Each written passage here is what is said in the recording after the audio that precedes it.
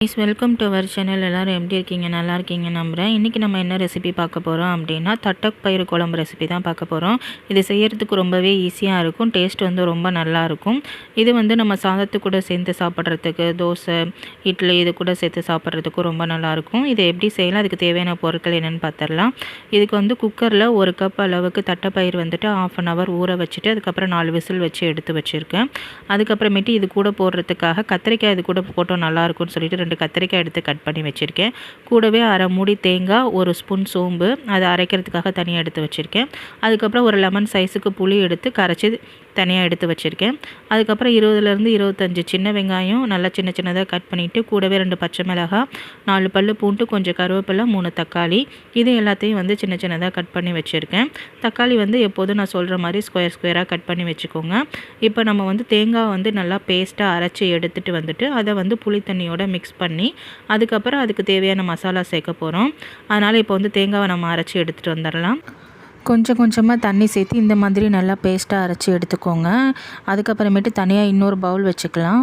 அந்த பவுலில் வந்துட்டு நம்ம அரைச்சி வச்சுருக்க தேங்காய் பேஸ்ட்டை வந்து சேர்த்துடலாம். சேர்த்துட்டு நம்ம கரைச்சி வச்சுருக்க புளி தண்ணியும் சேர்த்துடலாம். இந்த தண்ணி வந்து பத்தாது, இன்னும் நம்ம தண்ணி அலசி சேர்க்கணும். அதுக்கப்புறம் இதுக்கு தேவையான மசாலா பொருட்கள் 2 டேபிள் ஸ்பூன் மல்லித்தூள், 1 டேபிள் ஸ்பூன் மிளகாய்த்தூள், 1/2 டேபிள் ஸ்பூன் மஞ்சள் தூள், தேவையான அளவுக்கு உப்பு. இதுதான் இதுக்கு தேவையான மசாலா பொருட்கள். இது எல்லாத்தையும் நம்ம நல்லா வந்து கலக்கி விடணும். கட்டி இல்லாமல் நல்லா கலக்கி விட்டதுக்கு அப்புறமேட்டு நம்மளுக்கு குழம்புக்கு தேவையான அளவுக்கு தண்ணி சேர்த்துக்கோங்க. நான் வந்துட்டு இன்றைக்கி மிக்ஸி ஜார் அலசி தேவையான அளவுக்கு தண்ணி சேர்த்துக்கிட்டேன்.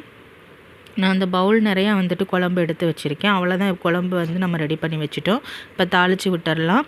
தாளிக்கிறதுக்கு வந்து 3 டேபிள் ஸ்பூன் கடலை எண்ணெய் சேர்த்துக்கோங்க. சேர்த்துட்டு 1/2 ஸ்பூன் ஜீரகம், 1/2 ஸ்பூன் சோம்பு, 1/2 ஸ்பூன் வந்து வெந்தயம் இது சேர்த்துட்டு கூடவே வந்து தாளிப்பு வடகமும் வந்து 1 டேபிள் ஸ்பூன் அளவுக்கு சேர்த்துக்கோங்க.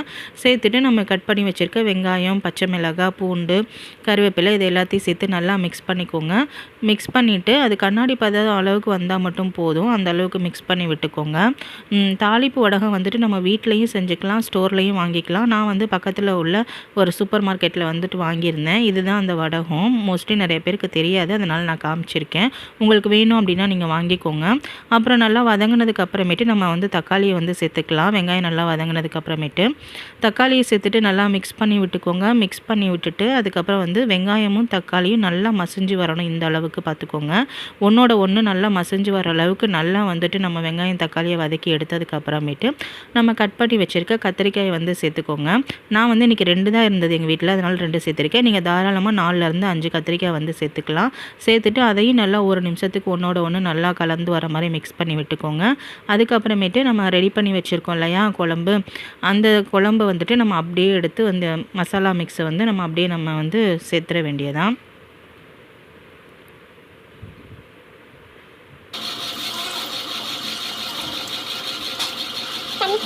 அவ்வளோதாங்க, நம்மளுக்கு சிம்பிளாக வந்துட்டு நம்மளுக்கு குழம்பு வந்து ரெடி பண்ணியாச்சு. இது லாஸ்ட்டாக வந்து நம்ம அவிச்சு வச்ச தட்டைப்பயிரை சேர்த்துட்டோன்னா முடிஞ்சது நம்மளுக்கு குழம்பு. இப்போ வந்து நீங்கள் வந்து அதை அலசி திரும்ப உங்களுக்கு தண்ணி தேவைப்பட்டுச்சு அப்படின்னா சேர்த்துக்கோங்க. சேர்த்துட்டு நல்லா வந்து ஒரு மிக்ஸ் கொடுத்துக்கோங்க. மிக்ஸ் கொடுத்துட்டு குழம்பை நல்லா கொதிக்க வைங்க. ஃபஸ்ட்டு வந்து நல்லா கொதிக்க வச்சுட்டு கத்திரிக்காய் தானே போட்டிருக்கோம், அது 2 தான் சேர்த்துருக்கேன். அதனால் சீக்கிரமாக வெந்துடும். நான் மூடி எதுவும் போட கிடையாது. இப்படியே ஓப்பன்லேயே வச்சு நான் வந்து கொதிக்க விட்டுட்டேன் ஒரு 5 நிமிஷத்துக்கு. நல்லா கொதித்து வந்ததுக்கப்புறம் காய் வெந்ததுக்கப்புறம் நல்லா 1 டேபிள் ஸ்பூன் பெரிய டேபிள் ஸ்பூனில் வெல்லம் வந்து நான் பொடிச்சு சேர்த்துருக்கேன். அதுக்கப்புறமேட்டு நம்ம அவிச்சு வச்சுருக்கோம் இல்லையா அந்த தட்டைப்பயிரை வந்துட்டு இது கூடவே சேர்த்துக்கலாம்.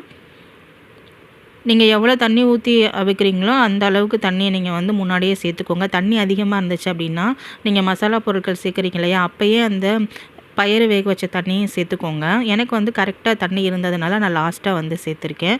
பயிரை மட்டும் லாஸ்ட்டாக சேருங்க. சேர்த்துட்டு நல்லா ஒரு மிக்ஸ் கொடுத்துட்டு ஒரு 2 நிமிஷம் கழித்து அடுப்பு ஆஃப் பண்ணிட்டீங்க அப்படின்னா நம்ம குழம்பு வந்து நம்மளுக்கு ரெடி ஆகிடும். அவ்வளோதான் சர்வ் பண்ணுறதுக்கு. இதுக்கு நம்ம லாஸ்ட்டாக கொத்தமல்லி, கருவேப்பிலை எதுவும் தூவணும்னு அவசியம் இல்லை. நம்ம வதக்குன அந்த கருவேப்பிலையே போதும். நம்ம போட்டிருக்க வடகத்தோட ஃப்ளேவரே வந்து பார்த்திங்க அப்படின்னா இந்த குழம்போட டேஸ்ட்டை வந்து என்ஹான்ஸ் பண்ணி கொடுக்கும். நீங்கள் வந்து இந்த அளவுக்கு குழம்பு வந்து ரொம்ப வந்து கெட்டியமாக வைக்காமல் இந்த அளவுக்கு தண்ணியாகவே வச்சுக்கோங்க. இந்த குழம்பு வந்து செஞ்சு பார்த்துட்டு எப்படி வந்துச்சு அப்படின்னு சொல்லிட்டு கமெண்ட்டில் என்னோட ஷேர் பண்ணிக்கோங்க. ஏதாவது டவுட் இருந்துச்சு அப்படின்னா கமெண்ட்டில் என்கிட்ட சொல்லுங்கள், நான் உங்களுக்கு ரிப்ளை பண்ணுறேன். இந்த வீடியோ உங்களுக்கு யூஸ்ஃபுல்லாக இருக்கும்னு நம்புகிறேன். மறக்காமல் நம்ம சேனலை சப்ஸ்கிரைப் பண்ணி வச்சுக்கோங்க. இந்த வீடியோவுக்கு ஒரு லைக் கொடுங்க. இன்னொரு யூஸ்ஃபுல்லான வீடியோவில் உங்களை வந்து மீட் பண்ணுறேன். Until take care and bye guys. Thank you.